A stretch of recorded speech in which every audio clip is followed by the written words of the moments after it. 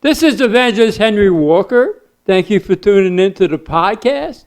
Maybe you're listening to the podcast on my website at henrywalker.org under audio messages, or maybe you're listening at podpoint.com/Henry Walker, or maybe you're listening on my YouTube channel, New Life Revival International Henry Walker.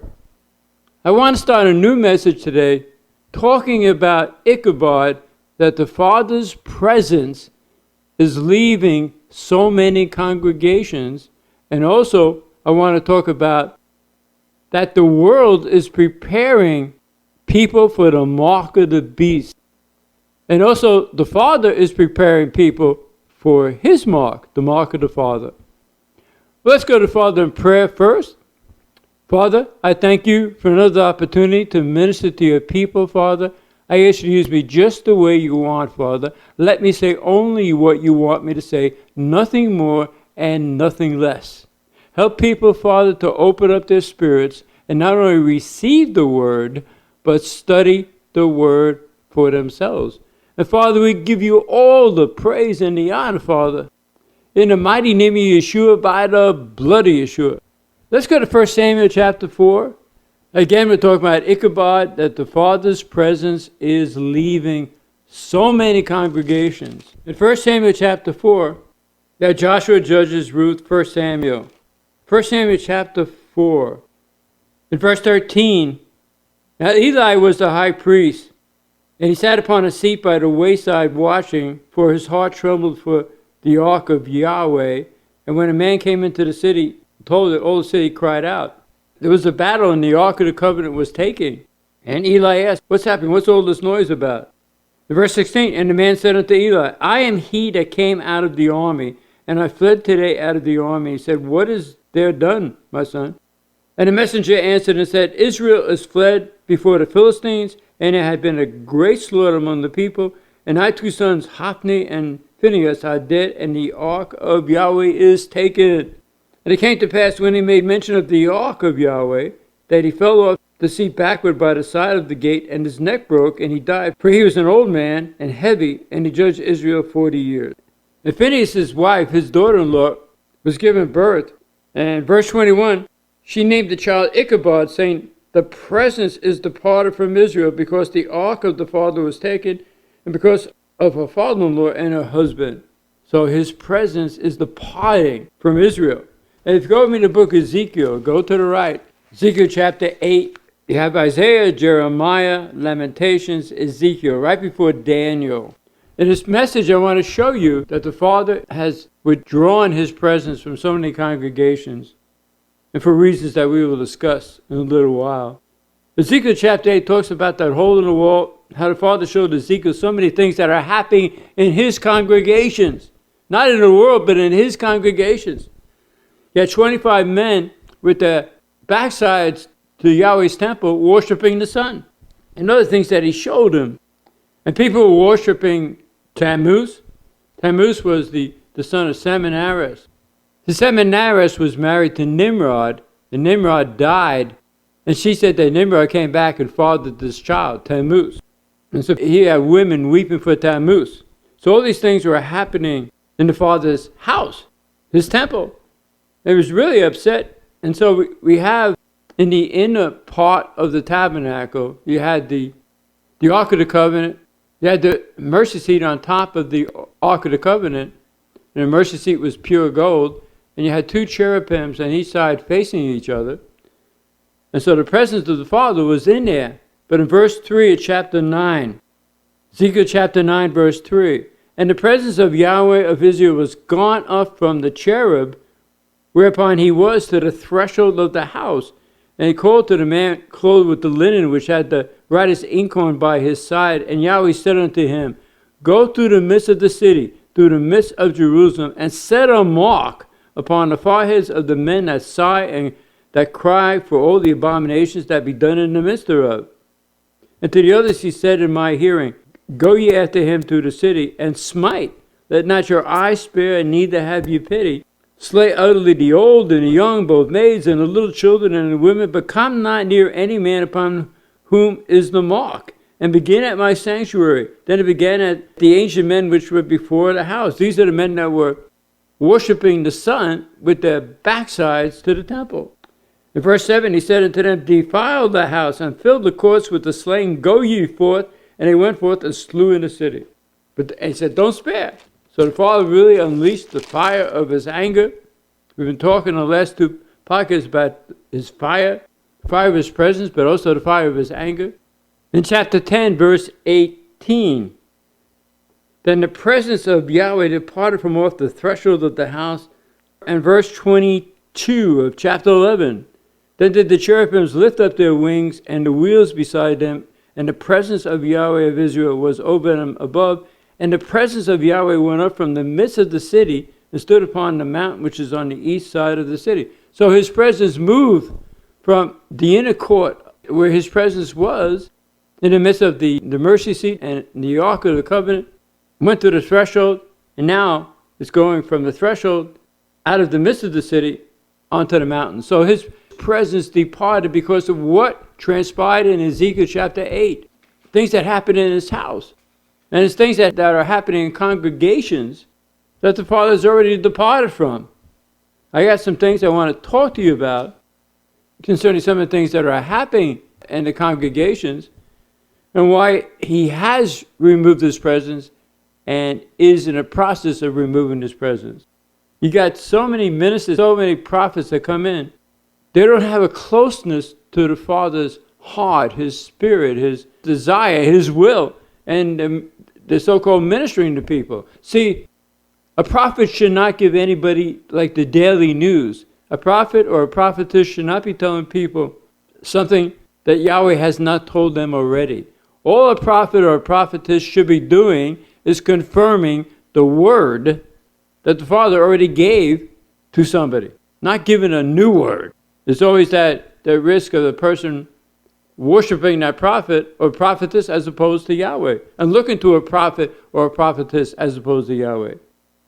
In Ezekiel 14, in verse 7, for every one of the house of Israel or of the stranger that sojourneth in Israel, which separates himself from me and sets up idols in his heart and puts the stumbling block of his iniquity before his face and comes to a prophet or a prophetess to inquire of him concerning me, I, Yahweh, will answer him myself. If somebody has already got an answer of no from Yahweh, and they go to a prophet to try to confirm what they want Yahweh to do, and Yahweh could tell the prophet to confirm it, and the person is in trouble and the prophet's in trouble. In verse 9, and if the prophet be deceived when he had spoken a thing, I, Yahweh, have deceived that prophet, and will stretch out my hand upon him, and will destroy him from the midst of my people Israel. They shall both bear the iniquity. So it's important that the Father's really upset about some prophets, prophetesses coming into the church and confirming something that the Father doesn't want to do in somebody's life. And people look to these prophets and away from the Father. So I have some things concerning prophets coming into congregations that the Father is upset about, and it could have caused his presence to leave that congregation, and is in the process of leaving that congregation. Number one, so many prophets or prophetesses don't have the Father's heart. They don't know what he wants them to say. They just speak of themselves. They don't want to confront sin. They don't want to tell people to repent. They want to prophesy good things to people so people will invite them back. They want to butter up, flatter the authority that invited them so they can come back. And a lot of people are putting their attention on other people instead of the Father.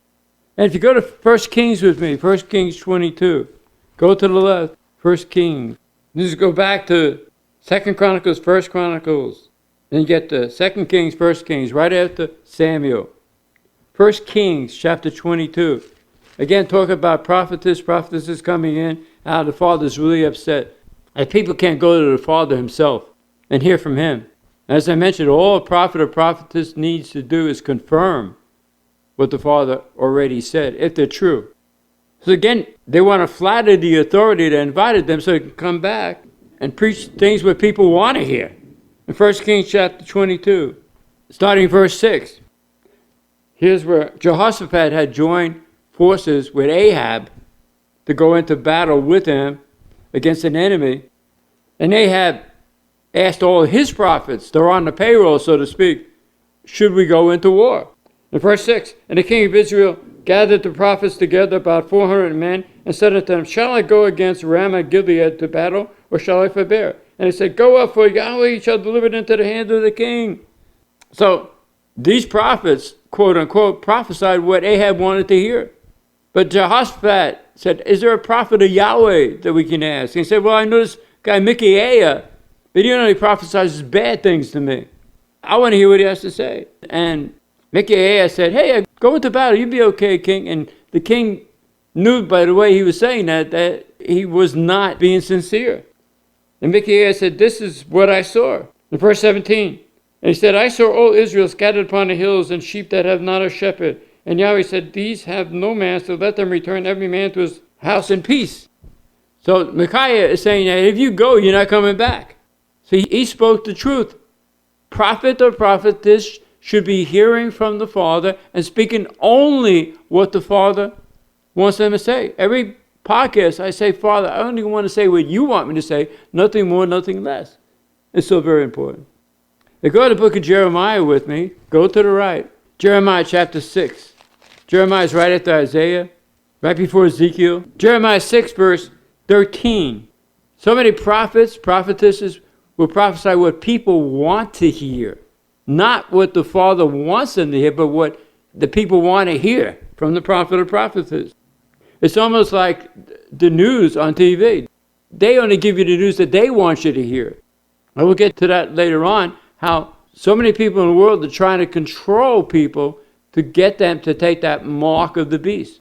And it's all about control, control, control. We talk about the food shortages and how warehouses were burned up that contained food. It's all about preparing people to take that mark so they can buy or sell, eat. And it's all a matter of control. And the Father is ready to take his presence away, usher us in the rapture, and bring on the tribulation.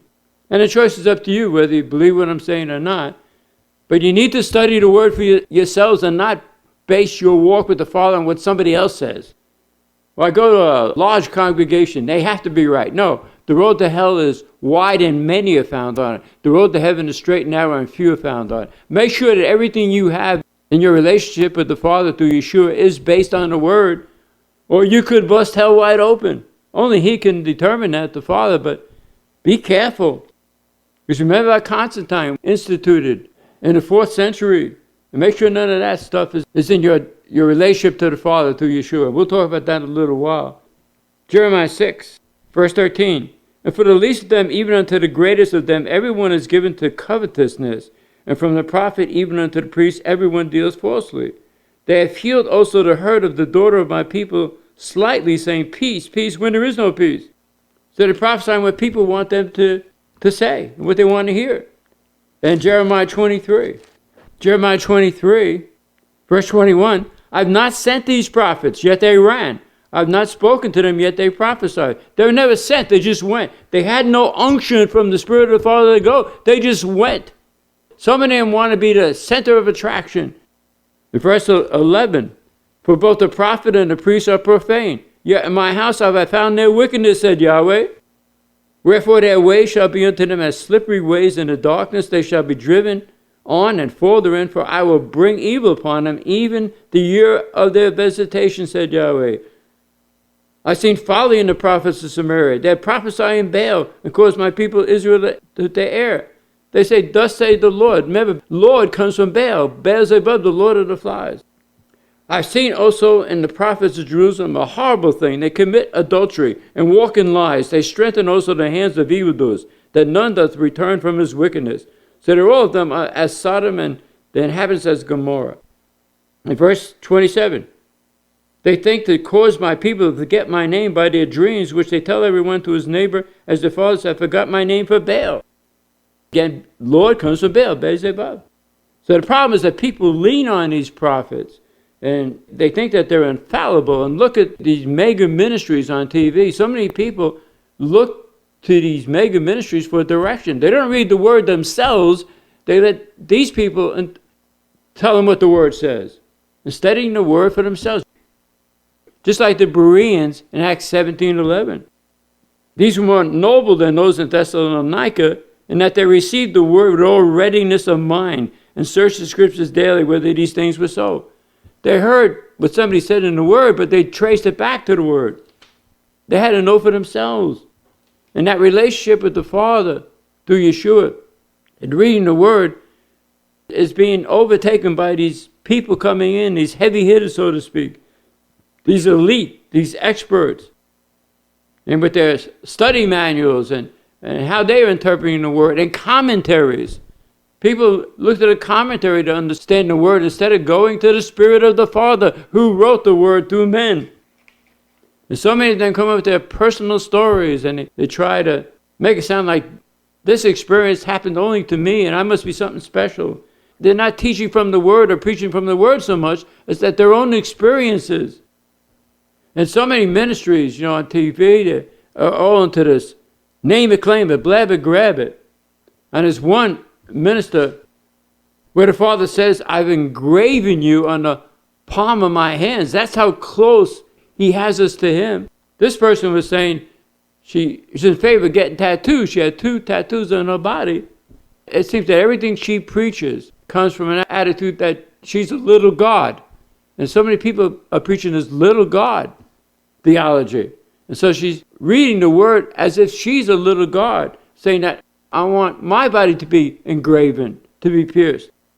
Man, be careful if they have large congregations, a lot of people following, and be careful again because the road to hell is wide and many are found on it.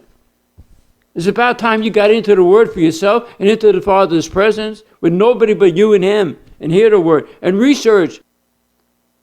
And also this person quotes in Romans 4 where Abraham believed Yahweh who calls those things as not as though they are.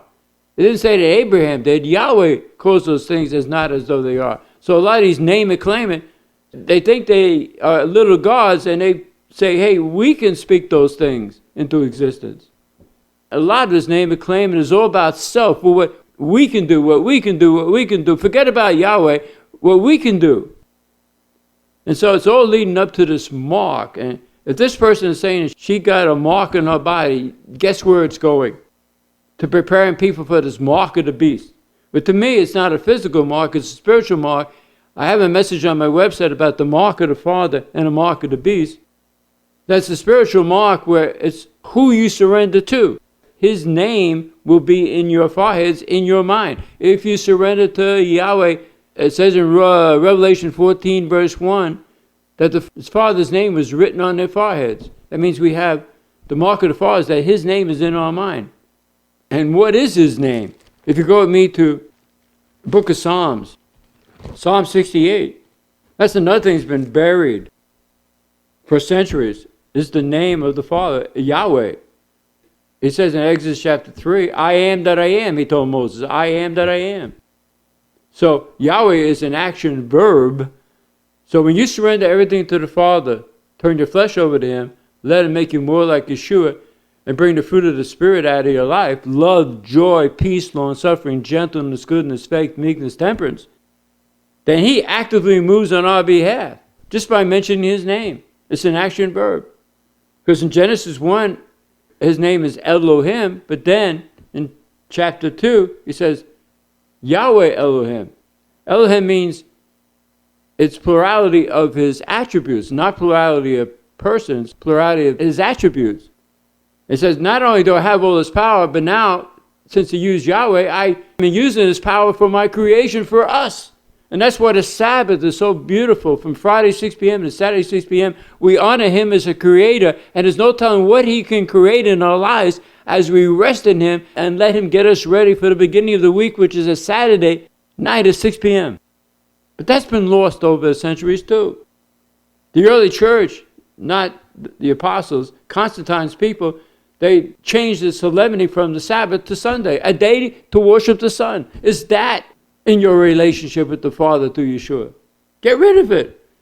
We can worship him every day, but the Sabbath is the time where he draws us into his presence to refresh us for what we did during the week and strengthen us for the week up ahead, again, which starts on Saturday at 6 p.m. The day runs from 6 p.m. to 6 p.m. 12 hours of the day that Yeshua referred to is 6 a.m. to 6 p.m. And 6 p.m. to 6 a.m. the night watches. Messages on my website about the night watches. So very important in Psalm 68 that we get his name properly. He was never called Jesus. The angel said to name him Yahshua. Constantine brought so much junk into his form of Christianity that it's so perverted, it's incredible. And this one world religion will be based on everything that Constantine brought in. Because the Roman Catholic Church is looking to bring back Protestant churches. The Pope is finding things that they can agree upon. They can agree upon Sunday replacing the Sabbath. Because most Protestant churches believe that Sunday is the day of the Lord, not knowing that Yeshua said, I'm the Lord of the Sabbath. And the Sabbath is the fourth commandment written with the finger of the Father. Cannot be done away with. And also the name. Constantine tried to get everything Jewish out of his form of Christianity. So again, they replaced the Sabbath with Sunday, a day to worship the sun. These 25 men in Ezekiel chapter 8 were worshiping the sun. I'm not saying when you go to church on Sunday you worship the sun, but that's how it was set up. That's how the sunrise services were set up, to worship the sun. There's a message on my website. When was Yeshua born? When did he die? When did he rise? He's born on Passover, died on Passover. So all these things about Yeshua being born on December 25th, which is the birth of the sun god, Mitra, and people indirectly are saying that Yeshua is really the sun god by saying he was born on December 25th. He was born on Passover, died on Passover. Exactly 33 years old. And then you got Easter, about the goddess Astard, who came down in an egg, supposedly, and she's the goddess of fertility. That's why you have the bunny rabbits. Every service that they had for her, they would kill babies, put their blood on eggs. There's the coloring of the eggs. But how many congregations have Easter egg hunts? The Father's presence is probably already departed from them. What do Easter eggs, bunny rabbits, have to do with the resurrection of Yeshua? Remember, he died at 3 p.m. on Wednesday, the middle of the week, as Daniel 9:26 and 27 said. And 72 hours later, he rose on Saturday at 3 p.m. on the Sabbath, his day. And they came to the tomb after 6 p.m. because they couldn't go near a dead body on the Sabbath. So at 6 p.m., he had already risen when he came to the tomb. And that night, on Saturday night, if you read it very closely, he appeared to the apostles in the upper room on Saturday night. So how could he rise on Sunday morning when he already rose and appeared to the apostles on Saturday night? Read my message. When was Yeshua born? When did he die? When did he rise?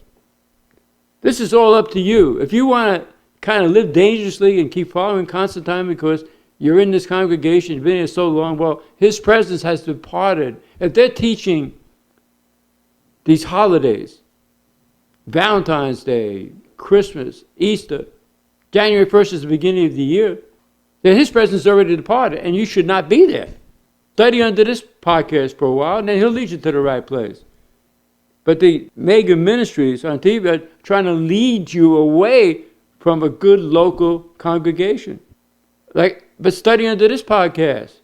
We have 2 podcasts a week. Study, and the Father will lead you to the right congregation. But get away from these mega ministries on TV.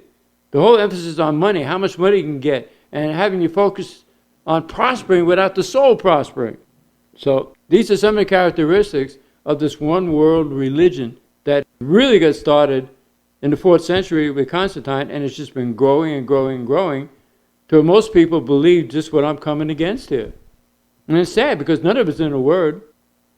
Show me in the Word where January 1st is the beginning of the year. Show me where 12:01 a.m. is the beginning of the day. No way.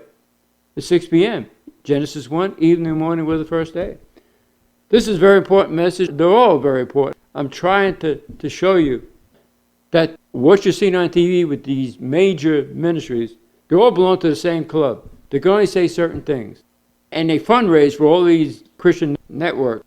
They're together. You have to find the Father for yourself and study his heart, what he's trying to say. And stop taking all these promises that are going to happen to you. Like in Psalm 37, he gives you the desires of the heart. No, he says, delight yourself in the Father, and he will give you the desires of your heart. Will I have peace from him? No, Isaiah 26 says in verse 3, he'll give you peace if your mind is stayed on him. Romans 8, verse 38, well, everything works good for good. No, all things work together for good to those who love him and are called according to his purpose. There's always price tags to get blessings from the Father outside of salvation, which is a free gift. In 2 Chronicles 7:14, if my people which are called by my name shall humble themselves, price tag, and pray, price tag, and seek my face, price tag, and turn from their wicked ways, price tag, then will I hear from heaven and will forgive their sin and will heal their land. So stop this name it, claim it, without having the Father prosper your soul. It's that sanctification process. Stop speaking these scriptures into your life when you're not lining up with the scriptures. You have to be on a sanctification process where he is working on us every day to make us more like Yeshua. And then he'll give us the desires of our heart. He'll put the desires in our heart and he'll fulfill them because he put them there. Not that you put them there. Well, I want that woman's husband. I want him. I want the man's wife. Those are your desires. There's so much perversiveness in this mainstream Christianity, and a lot of it's coming from this TV, from these mainstream ministries, these mega ministries. Remember, Yeshua was always in the minority. He had 12, 11, back to 12. Then he had 120 on the day of Pentecost. He appeared to 500. Only 120 showed up. Then he had 3,000 on the first day using Peter, and 5,000 on the second day. But those are small numbers compared to the millions and millions of people that are in Jerusalem for the Feast of Pentecost, which is one of the 3 feasts they had to be in the temple. So in Psalm 68, in verse 1, let Yahweh arise, let his enemies be scattered, and let them also that hate him flee before him. As smoke is driven away, so drive them away. As wax melted before the fire, so let the wicked perish at the presence of Yah, at the presence of Yahweh. But let the righteous be glad, let them rejoice before Yahweh, yet let them exceedingly rejoice. Sing unto Yahweh, sing praises to his name, and extol him that rideth upon the heavens by his name, Jah, and rejoice before him. There's no J in the Hebrew language, never was, never will be. It's Yah, Y-A-H. Call him Yah. 50 times in the Old Testament, David called him Yah. In the Psalms, David called him Yah, Y-A-H. So sad that over the centuries that people have lost the name of Yahweh in their relationship to the Father. That's his name, Yahweh. I am that I am. And Yah is a beautiful, endearing name, Yah. He's my Yah. He's my daddy. Then Yeshua is Yahshua, Yah, our Savior. Yahweh, I am that I am. Meaning that anything that we need him to be, to help us with, he will do it for us as we surrender everything to him, especially our flesh, turn everything over to him. So you see that this is all trying to get people to be marked with this one world religion too. Again, this one world religion is all about what Constantine taught. Get it out of your life. Get these so-called holidays after your life. Yeshua is a Jew, was a Jew, always will be a Jew. Why not study his feast days? I have 2 free books on my website under henrywalker.org under messages, under the written messages. One is called New and talks about these feast days. And also I have a book, Is the Trinity Really a Mystery? Explaining the Trinity. It's not 3 persons. There's only one throne, Revelation 4:2. And the one that's sitting upon the throne is Yeshua. We're going to see the Father in the face of Yeshua throughout eternity. Remember, the Father was manifested in the flesh, justified in the Spirit, seen of angels, preached unto the Gentiles, received into this world, received up into heaven. 1 Timothy 3:16. This 3-person doctrine came from Constantine. The people around Constantine worshiped 3 gods, so he wanted to bring all the pagans in. We'll bring that 3 gods in, but we'll make it one. You know, there's too many scriptures in the Word where it says he's one. He started this whole thing. So many people, when they got saved, they came into this doctrine, and you have to get it out of your life. And as we close in Ezekiel 37, go with me to Ezekiel 37. It's up to you what I'm saying, whether you believe it or not, but I have an unction from the Father, and I have to tell you what he wants me to say. But it's up to you. If you want to gamble with eternal life over these things that majority of believers, quote unquote, are believing and practicing, then it's your choice. But as for me and my house, we're going to serve Yahweh in truth. We're going to worship him in spirit and truth. And he is my Yahweh. He's the one sitting upon the throne. He came in his Son, and the Son died for us. The Word became flesh and tabernacled among us, it says in the Greek. There's only one Spirit. It's the Spirit of the Father. Actually, it says in Acts chapter 1, verse 4, Yeshua told them to tarry in Jerusalem and wait for the promise of the Father. It's the Spirit of the Father that was poured out on them on the day of Pentecost. Ephesians 4:4 says there's only one Spirit. The Father is Spirit, and He's inside of us. So the Trinity is the Father manifested Himself as the Father in His Son, Yeshua, and as the Spirit inside of us that's making us more like Yeshua. It's that simple, that beautiful. But it's up to you. Ezekiel 37 as we close. In verse 1, and the hand of Yahweh was upon me and carried me out in the spirit of Yahweh and set me down in the midst of the valley which was full of bones and caused me to pass by them round about. And behold, there were very many in the open valley and they were dry. That's the way I'm looking right now. So many of you are depending on people to show you the word. Just like the early Catholic Church before Martin Luther broke away, said, only we can interpret the word for you. Us priests, the Pope, bishops. But we need to read the word for ourselves. And anything that you have in your relationship to the Father that's not backed up in the word, get rid of it right away. I have a message on my website about wine is a marker. How many of you drink wine and alcoholic drinks? Read my message, wine is a marker. People in authority say that one glass of wine can distort people's brain cells. Read my message. Get that out of your house. Get that out of your life. Read my messages at henrywalker.org. There's messages about those holidays, quote unquote. And the feast days. The feast days are so very important. Yeshua fulfilled every one of those feast days, or will fulfill every one of those feast days. They're all about Him. So why are you going to these pagan holidays that have pagan roots? Because it's tradition. Constantine started. 1,700 years of tradition. But you can break away when you talk to the Father and say, Father, pull me out of this. I can't trace this stuff back to the Word. Pull me out of it. By your power, by your blood, in your name, Yeshua. And start calling Him by His name, Yahweh, Yeshua, or Yah. The Father's name is Yah. He's our daddy. Then He said in verse 4, prophesy unto these bones, and say unto them, O you dry bones, hear the word. I'm telling you, hear the word. Read the word for yourself. I'm pleading with you under the power of the Spirit of the Father to search the word yourself and realize how you are dry. Some of you are just dry in the Spirit because you're not reading the word for yourself. You're relying on somebody's commentary on what they're saying on TV. And it's all that control coming on TV, through the newspapers, through the major media, trying to control people and get them ready for the mark of the beast, was a total submission to his one-world religion that started with Constantine. I want to remind you, before we go back to the message, about some things I taught on the earlier podcast. If your flesh is giving you any thoughts of worry, fear, anxiety, any impure thoughts, say out loud, thank you, Yeshua, that you had that crown of thorns on your head. That means my mind is covered by your blood. I only think your thoughts. It's so important to do that. Just to remind you, remember this is a pro-life ministry. We believe that life begins at conception. We believe that the Father is the agent of conception.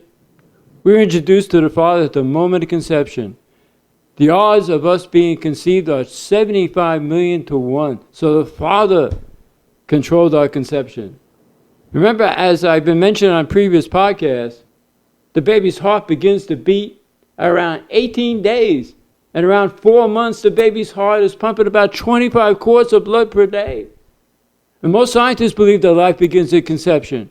Here's a statement from them. At the moment the sperm cell of the human male meets the ovum of the female, and the union results in a fertilized ovum or zygote, a new life has begun.